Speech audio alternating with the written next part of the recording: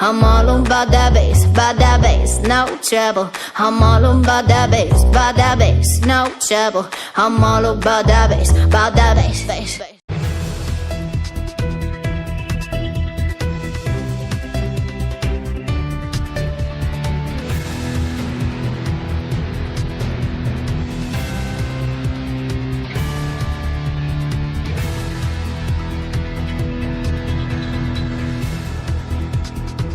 Bienvenue à tous. 2017 sera-t-elle l'année de la révolution de l'investissement au Maroc? 22 ans après la première charte de l'investissement, les choses s'accélèrent. De grandes mesures sont en finalisation au sein du gouvernement. Nouvelle charte de l'investissement, réforme du code du commerce, projet de loi sur les sûretés immobilières. Un grand changement se prépare. Les premières mesures pourraient être validées dès le mois prochain. Alors à quoi s'attendre? Va-t-on vraiment assister à une révolution de l'investissement? Sera-t-elle vraiment prise en compte par les entreprises? C'est le premier sujet des décodeurs Atlantique. Votre décodeur ce matin, Amine Diori, bonjour. Bonjour Landry. Vous êtes responsable PME chez Inforisk. En deuxième partie, nous parlerons avec vous soft power, la diplomatie culturelle qui reste encore faible au Maroc et pourtant la puissance d'un État sur l'échiquier international ne se mesure plus uniquement à la force de son économie, de son pouvoir politique et stratégique, mais sur sa capacité de séduction et d'influence de sa culture. Alors comment mettre le paquet sur ce chantier? L'Institut Royal des études stratégiques vient de sortir des recommandations. Nous verrons avec vous lesquelles.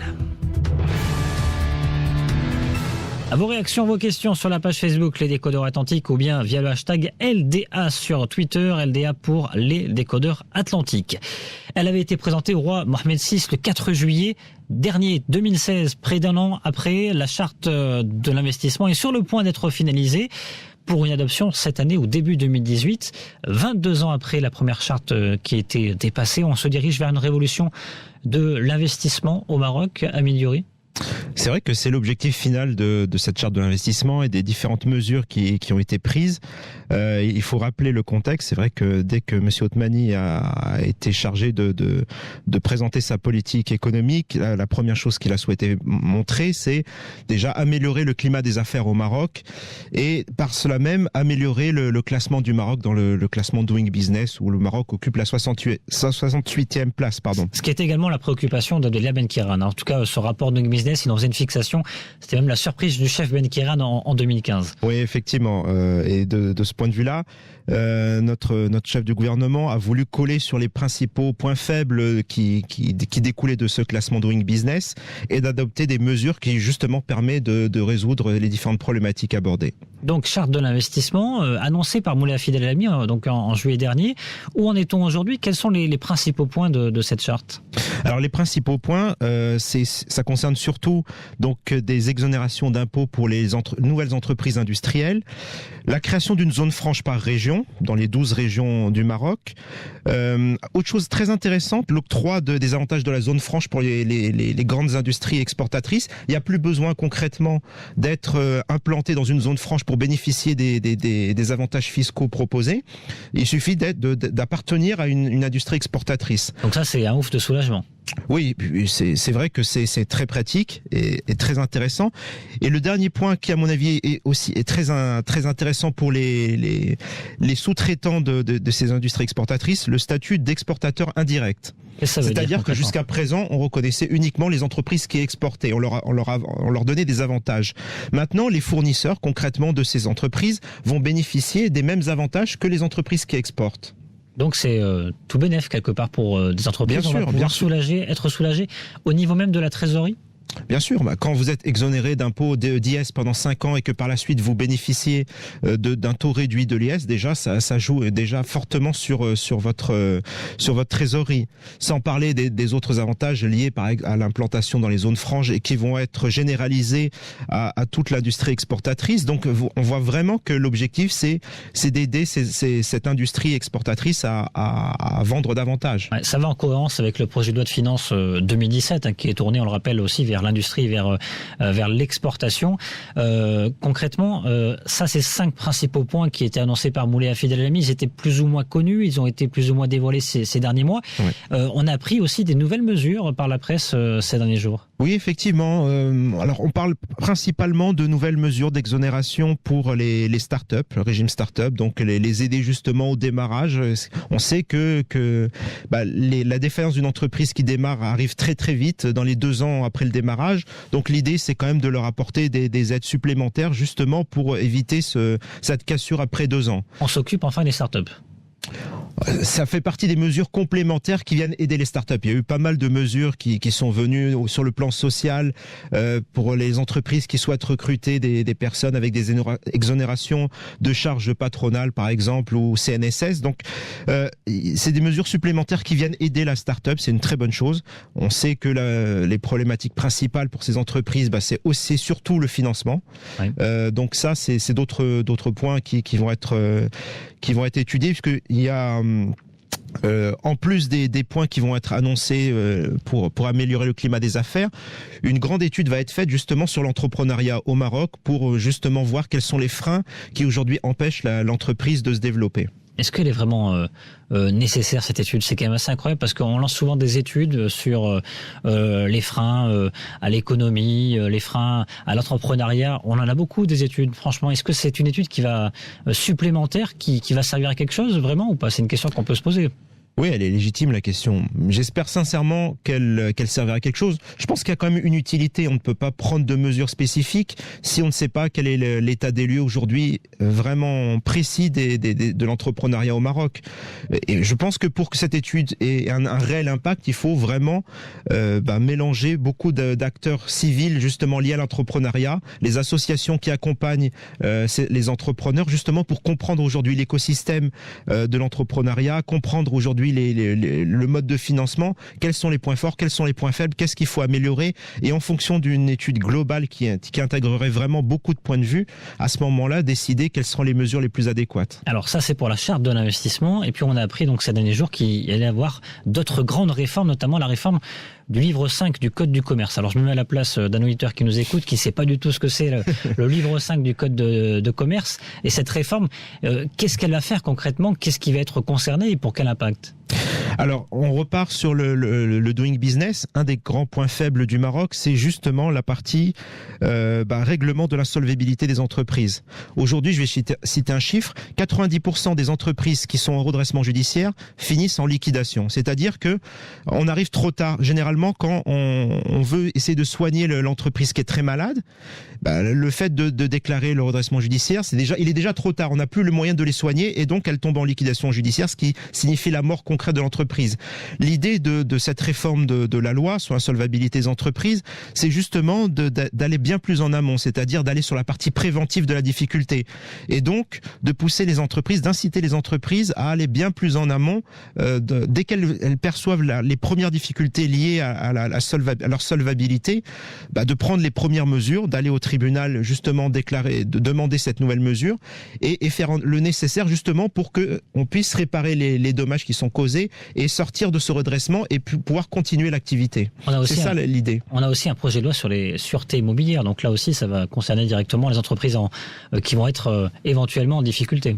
Oui, effectivement. Autre point noir doing business, le prêt aux entreprises. Aujourd'hui, le problème c'est quoi? Vous allez voir votre banquier, vous demandez un crédit bancaire pour votre trésorerie. On vous demande plein de garanties différentes. On vous demande une hypothèque, on vous demande une caution personnelle, on vous demande un nantissement sur les biens. Ça fait beaucoup de choses à demander. La principale problématique, c'est justement cette histoire de caution personnelle.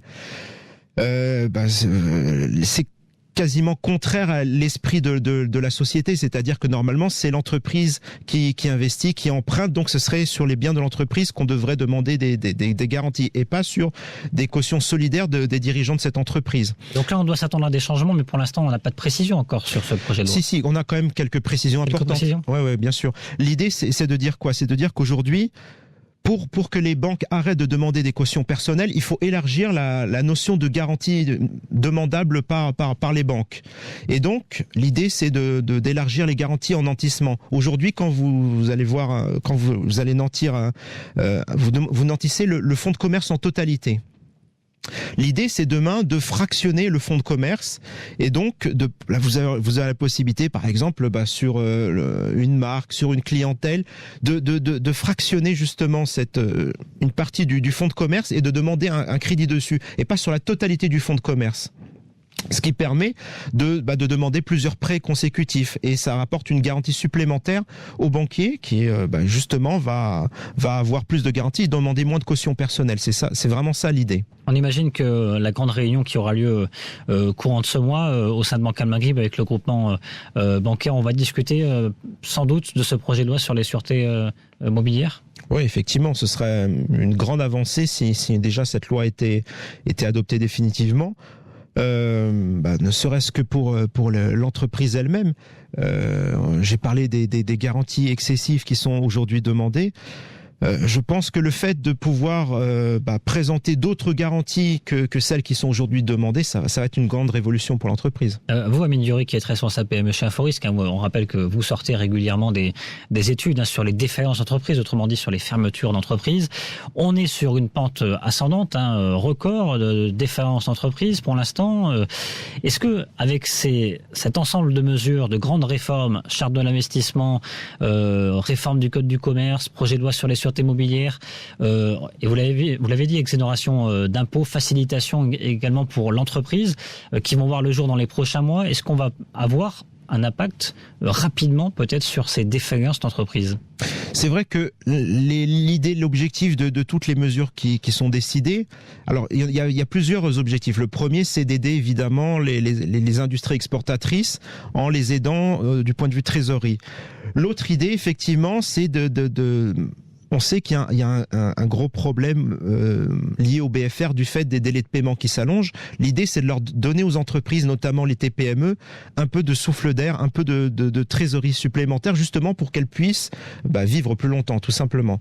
Donc ça peut être une mesure qui peut aider. Mais si on parle de défaillance d'entreprise, le problème principal reste toujours, c'est-à-dire que tant qu'on n'aura pas vu d'impact réel sur les délais de paiement, c'est-à-dire que la loi elle a été adoptée septembre prochain précisément et janvier prochain pour les marchés publics, tant qu'on n'aura pas vu une inversion de la courbe des délais de paiement, on sera toujours dans ces mêmes problématiques. On pourra toujours proposer des mesures compensatoires liées aux exonérations de charges, d'impôts, etc.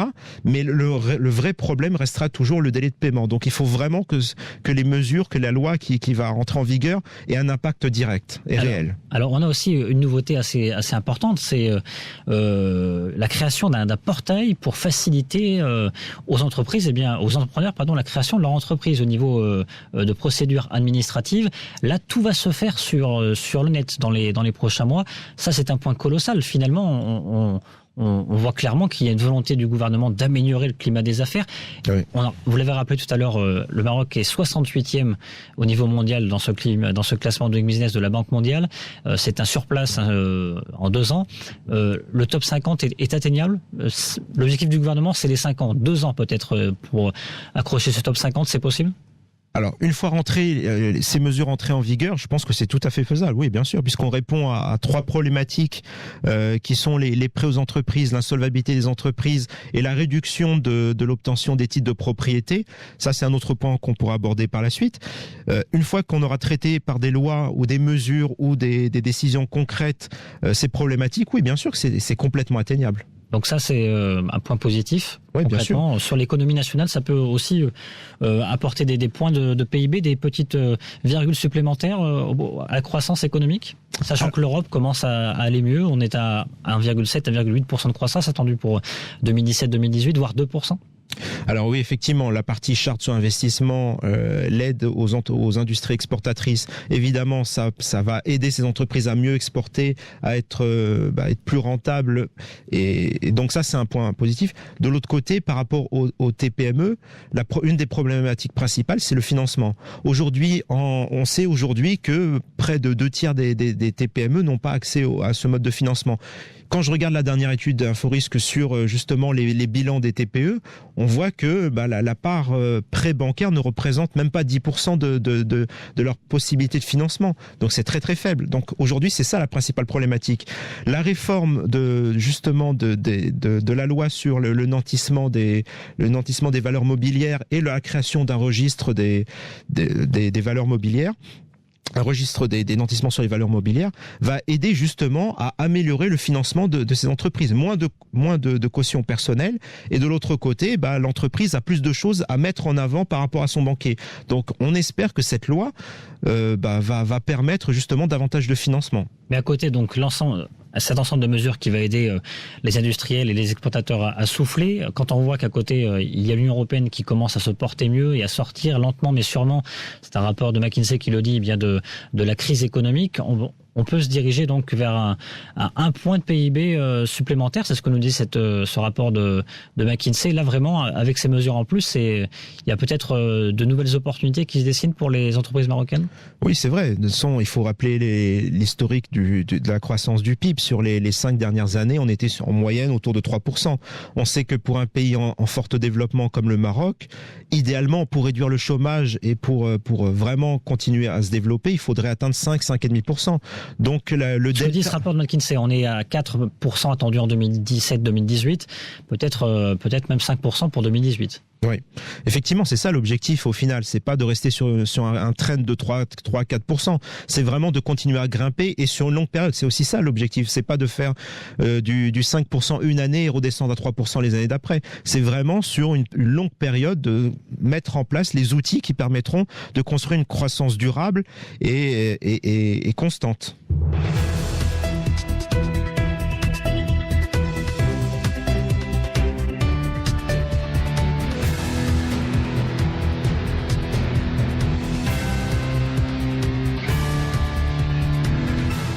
La suite des Décodeurs Atlantiques, toujours avec Amine Dury, responsable PME chez Inforisque. Bonjour. Bonjour Landry. On parle avec vous de ce chantier qui commence à se lancer, celui de l'investissement, avec cette charte de l'investissement qui doit être dévoilée en entier dans les prochaines semaines et être adoptée courant de cette année ou fin 2017, début 2018, avec d'autres réforme du Code du commerce, projet de loi sur les sûretés mobilières. On a passé en revue ces grands chantiers en première partie et vu justement quel effet elles auront sur les entreprises. Il y a un point sur lequel on voulait terminer, c'était sur l'amélioration du climat des affaires qui va passer notamment par des facilitations pour les créations d'entreprises. Le Comité national de l'environnement des affaires qui est rattaché au gouvernement, le CNEA, est en train de réaliser une plateforme de publication des procédures administratives simplifiées à l'entreprise. Ça va donner un vrai boost. D'abord, de quoi il s'agit ? Alors, l'objectif, c'est de dématérialiser complètement les différentes phases pour la création d'entreprise. Alors, c'est-à-dire concrètement la possibilité d'obtenir un certificat négatif en ligne jusqu'à la publication, un journal d'annonce légale. Tout peut être fait en ligne. Je rappelle que ça existe en France. Il y a déjà un site qui fait la même chose en France et c'est peut-être pour ça aussi que la création d'entreprise, notamment l'entreprise individuelle en France, se porte très bien et très dynamique. L'idée aussi, c'est in fine de réduire les coûts de création d'entreprise, de les réduire à un coût qui serait relativement bas. On parle de 162 dirhams TTC. Ouais. Ce qui est très très honorable pour créer une entreprise. C'est pas non plus excessif. Donc vraiment beaucoup de voilà, et en plus sachant que derrière la création d'entreprise faisait quand même partie des points positifs du Maroc dans le classement Doing Business. C'était pas le mauvais élève, mais c'est bien d'aller jusqu'au bout de la démarche et justement d'aider les entrepreneurs à créer rapidement. Je rappelle qu'il y a encore quelques mois, on parlait pour Casa de créer une entreprise en moins d'une heure. Maintenant, voilà, créer en moins d'une heure et tout dématérialiser, de faire tout sur une même plateforme. Moins d'une journée. Cette plateforme de publication des procédures administratives simplifiées, elle a été notamment impulsée par l'ACGM. Elle sera donc au niveau de la région de Casablanca.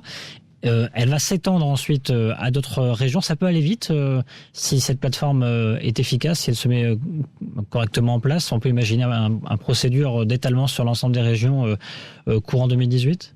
Oui, je pense que c'est une fois que la plateforme est prête, je pense que c'est quelque chose qui est relativement simple à mettre en place et je pense que l'efficacité elle sera quasi immédiate, on le verra immédiatement. Donc vraiment on a tout intérêt à aller le plus vite possible sur cette plateforme.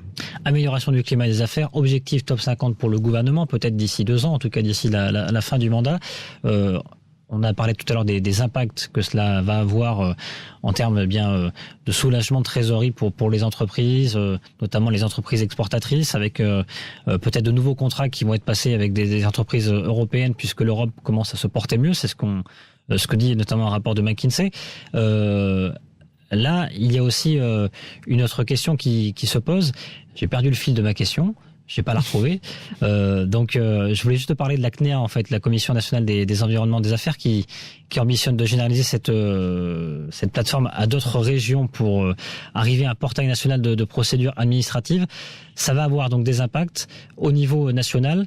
Ça peut aussi, on peut voir à terme avec donc ces chantiers qui vont voir le jour courant 2017-2018 une amélioration des investissements directs étrangers au Maroc. Oui, effectivement, ça c'est l'autre point positif que... J'ai réussi à trouver le fil. Effectivement, c'est l'autre point positif qu'on peut attendre de toutes ces mesures.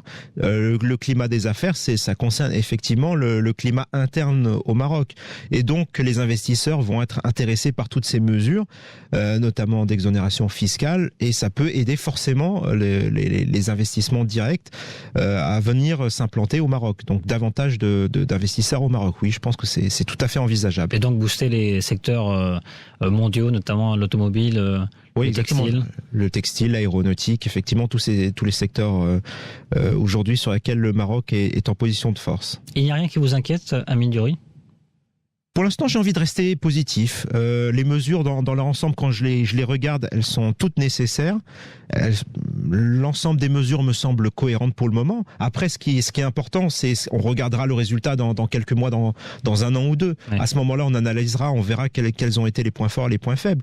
Mais pour le moment, j'ai envie de rester positif sur toutes ces mesures. Amine Diori, responsable PME chez Inforisque, vous êtes notre décodeur. Dans quelques instants, on parle avec vous de diplomatie culturelle, le soft power marocain qui reste encore faible au Maroc. C'est le constat de l'Institut royal des études stratégiques qui vient de sortir ses recommandations. On verra justement quelles sont ces recommandations, mais juste avant la séance coup de gueule, coup de cœur. Coup de cœur, coup de gueule. Un coup de gueule, un coup de cœur aujourd'hui, Amine Diori ? Alors, un coup de gueule. Je lisais récemment dans la presse la lettre qui avait été adressée par la Fédération nationale du BTP au ministre de l'Intérieur sur justement les fraudes supposées dans les appels d'offres lancés par les collectivités territoriales. Et c'est vrai que cette lettre a quelque chose de vraiment très inquiétant. On parle aujourd'hui de donner plus de chance aux PME marocaines notamment, de leur donner plus de place dans les marchés publics, et on voit que il y a encore énormément de fraude. J'ai pas envie de dire de magouille, mais je le pense très fort sur ces appels d'offres. On fait en sorte de construire, enfin en tout cas les règlements liés à ces appels d'offres fait en sorte de construire des règlements sur mesure pour certaines catégories d'entreprises pour qu'elles obtiennent facilement ces appels d'offres. Donc je trouve ça tout simplement déplorable. Ça n'aide pas au développement justement de ce tissu économique que je rappelle est composé majoritairement de TPME. C'est elles qu'il faut protéger et non pas les grandes entreprises étrangères qui vont obtenir facilement ces marchés et qui en plus n'en ont pas forcément besoin.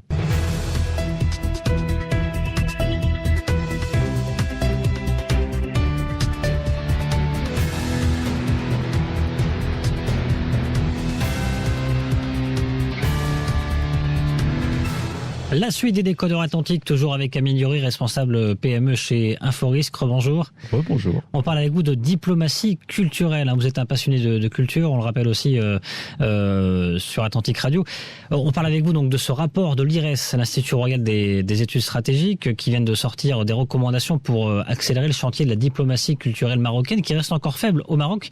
On va en parler d'abord. Concrètement, c'est quoi le soft power ? Alors le soft power, en fait, c'est une notion qui est à mi-chemin entre ce qu'on appelle le hard power, c'est-à-dire le fait d'utiliser les armes, la guerre pour imposer ses idées, et de l'autre côté la diplomatie.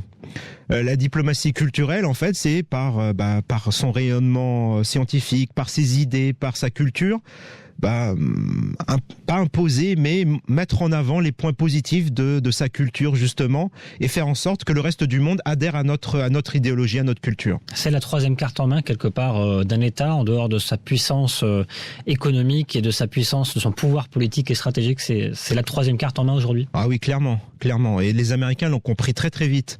Je citerai pour donner un exemple concret de ce que c'est que le soft power. Au lendemain de la Seconde Guerre mondiale, le monde est divisé en deux, et d'un côté les communistes, de l'autre les Américains, pour faire large. Et donc l'Europe, d'un autre point de vue, était complètement ruinée, et donc il fallait reconstruire. Donc il y a eu le plan Marshall, mais derrière le plan Marshall, c'était quoi? C'était donner de l'argent aux Européens, justement, pour leur permettre de consommer américain. Et derrière, il y a eu toute une idéologie pro-américaine qui est venue nous arroser pendant toute la période de la guerre froide. Et concrètement, c'était ce qu'on appelait à l'époque l'American Way of Life. C'était nous montrer à travers des séries, à travers les médias, à travers la culture américaine, tous les points positifs de l'idéologie américaine, et montrer au contrario tous les points négatifs du communisme. Je citerai par exemple Rocky, le Rocky IV, l'œil du tigre, oui, qui mettait justement en avant cette opposition. Mais c'est ça le soft power, c'est de mettre en avant sa culture pour dire mon idéologie, elle est meilleure que celle des autres, et faire adhérer ces gens, le reste du monde, à cette idéologie. Et ce qui est drôle, c'est que ce concept de soft power a été inventé après la guerre froide, c'est-à-dire en 1990, alors qu'il a été appliqué bien avant. Alors justement, l'Institut royal des études stratégiques recommande au Maroc de faire la promotion d'une culture idéologique avec ce concept de l'American Dream ou encore de l'American Way of Life.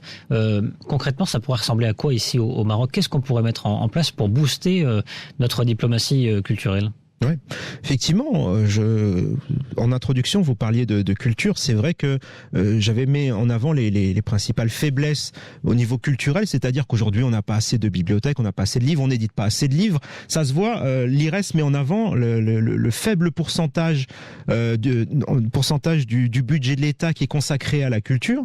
C'est le budget le plus faible en valeur absolue et en pourcentage, surtout sur le Maghreb, sur une période de 10 ans. Donc, 47,7 millions de dollars pour le Maroc ces dernières années. Sur 10 ans. Sur 10 ans. Et alors, ça fait 0,2% du PIB, comparé à notre voisin algérien, qui est à 186 millions de dirhams. Ouais. 0,72% du PIB. Voilà, exactement. Donc là, on voit déjà une des principales faiblesses de cet aspect de diplomatie culturelle. On consacre pas assez d'argent à la culture.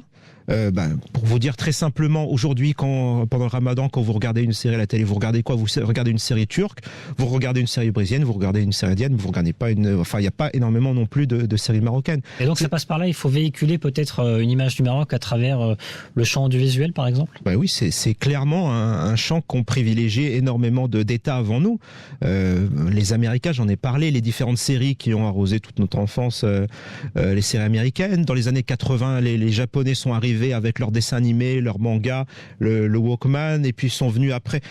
Enfin voilà, beaucoup d'États ont usé justement de l'audiovisuel, de la culture, justement pour diffuser une image positive de leur pays, de leur façon de penser, etc. C'est vrai que plusieurs initiatives ont été lancées ces dernières années, des grands festivals internationaux, notamment les Gnawa et Saouira, ou encore Musique Sacrée à Fès et Mawazine à Rabat, qui viennent tout juste de se dérouler.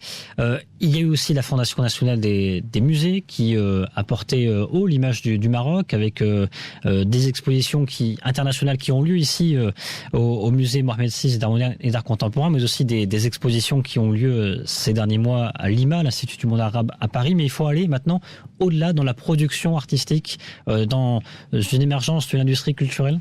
Alors c'est un des points que met en avant l'IRES dans son étude. Effectivement, il met en avant tous ces points, les festivals, les expositions, aussi bien au Maroc, à Paris, etc. C'est très bien. Ce que l'IRES dit, c'est qu'il y a un problème de cohérence globale, il y a un problème d'acteurs uniques pour gérer ces différents événements. Le problème, c'est l'image qu'on veut véhiculer. C'est vraiment une question de communication. Et là, l'IRES met en avant certains points négatifs en termes d'image, de communication. Le problème, c'est que l'image extérieure du Maroc s'adresse principalement aux Marocains de l'étranger. Donc là, il y a fausse route déjà. C'est vrai que si on communique auprès de Marocains, certes, qui vivent à l'étranger, ça veut dire qu'on ne communique pas vis-à-vis du reste du monde. Et c'est ça un des points noirs mis en avant. Le deuxième problème, c'est la prédominance d'une conception, ce que l'IRES appelle folklorisante, de la culture, du patrimoine national. C'est-à-dire, concrètement, quand on pense Maroc, on imagine tout de suite des gnawa, des gens qui chantent, etc. Mais on n'imagine pas que derrière, il y a énormément de choses à mettre en avant, un patrimoine culturel qui est absolument énorme. Ne serait-ce que l'implantation des Romains dans le nord du Maroc, etc. Il y a énormément de choses à mettre en avant. Au niveau littérature, on a quand même beaucoup d'auteurs marocains qui sont quand même mondialement connus. En tout cas, au niveau international, on peut citer Tahar Benjeloun, celle qui a obtenu le prix concours Laïla Slimani, par exemple, mais il y en a d'autres qui sont également très connus. Je veux dire, la culture est un élément essentiel à mettre en avant. Pourquoi aujourd'hui, par exemple, quand on parle de la France, alors que ça s'est passé il y a plus de 2 siècles, on parle toujours de la France, pays des droits de l'homme, pays du siècle des philosophes des Lumières. Le monde a retenu cette image, alors que ça date d'il y a très très longtemps quand même. Donc pour l'instant, il y a un éparpillement des stratégies de promotion peut-être de l'image du Maroc et de soft power marocain qu'il faudrait regrouper. Exactement, je pense que c'est ce que dit l'IRES, c'est effectivement des recommandations qui sont tout à fait cohérentes. Aujourd'hui, on cible une catégorie qui est intéressante pour nous en termes économiques, c'est les MRE, mais il faudrait penser à s'adresser aux autres, au reste du monde. Et sur justement, qu'est-ce que la culture marocaine ? Précisément, c'est pas simplement des gnawa, c'est beaucoup plus de choses. Parler de l'exemple de l'Andalousie musulmane, par exemple, c'est ça aussi notre histoire, c'est ça notre culture. Alors il y a aussi un point, et c'est sur ça que je voulais terminer avec vous, c'est l'IRES parle justement de mettre en place des conseillers culturels auprès des ambassades marocaines. On a vu justement un grand chantier diplomatique qui a été mis en place avec de nouveaux ambassadeurs qui ont été nommés il y a maintenant quelques mois. C'est une étape indispensable dans une stratégie de développement de soft power. Oui, tout à fait. Je pense qu'effectivement, il est nécessaire aujourd'hui, ce que dit l'IRES aussi, c'est de créer, par exemple, des maisons du Maroc à travers le monde, à l'instar de ce que se fait avec l'Institut Goethe ou alors ce qui a évolué notamment au Canada, par exemple. Et puis, au Canada. Ouais, exactement. Et puis, il faut dire aussi une chose qui est très importante. On l'a pas abordé, mais quand même, le Maroc a des atouts importants à mettre en avant.